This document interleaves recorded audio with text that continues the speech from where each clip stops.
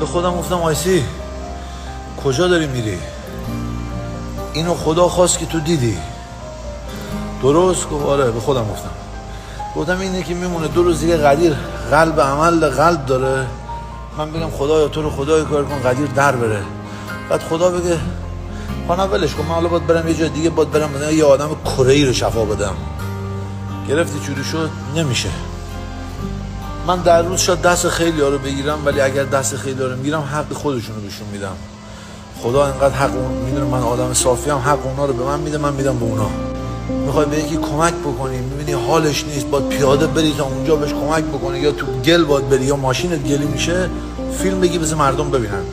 مردم باهوشن، میفهمن کی دنبال کسبازیه کی دنبال کمکه، همه میفهمن. با 60 فیلم بردار میرن کسبازی